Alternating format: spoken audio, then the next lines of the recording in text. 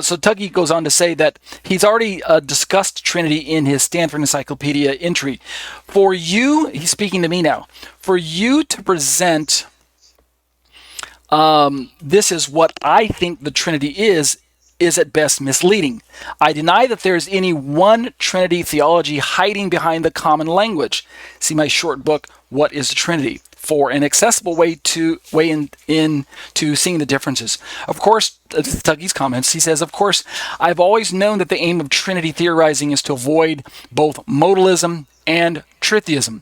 However, some Trinities do fall into the first ditch and others fall into the second, despite the intentions of the theorists. It depends on what they actually say three persons in one essence or being amounts to. So, this is what Dr. Tuggy says to me. So, I don't claim that the Trinity is demonstrably incoherent because there's no one such theory. The various Trinity theories fare differently when it comes to the Bible and to our God-given common sense. In the second half of the video, you just switched the subject from Trinity to incarnation.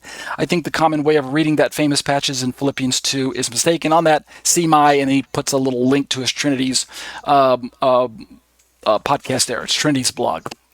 All right, and I actually replied to Dr. Tuggy. If I click on the click reply, you can see some of what I wrote here. I'm not going to read all of that, but I do want to show you that I actually apologized to him for misrepresenting and misunderstanding. And so let me just jump to that part right there. I say, I apologize for misrepresenting your position in my YouTube video to my embarrassment. I was actually quoting another Trinitarian author and his views on your view. And then I see the link to the original article from Thomas M. Cawthron, which is the author that I was quoting when I was looking at Dr. Tuggy's view.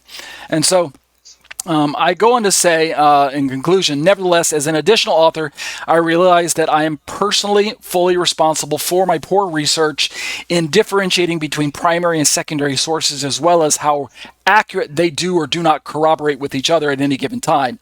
In my haste, I conflated his thoughts with my own and ended up with an unintentional misleading quote about your theology. When I get a chance to do so, I will record a type of retraction on a future video to note your clarifications and point viewers to both your Trinity's blog as well as the original other authors' material for folks to evaluate for themselves.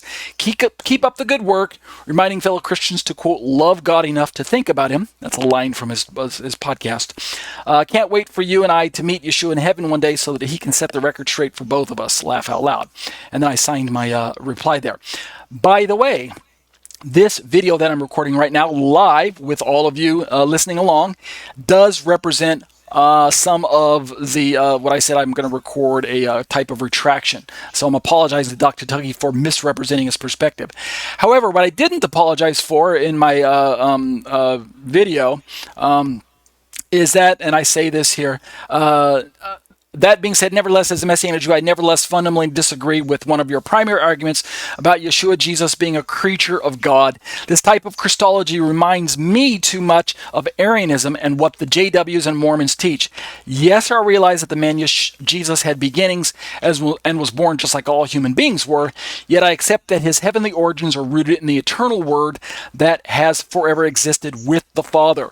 Dual natures presents no problem for my Hebraic thought processes. And so, yes, Dr. Tuggy, if you do get a chance to watch this particular video, I'm sure you're going to read my comments when you get around to them.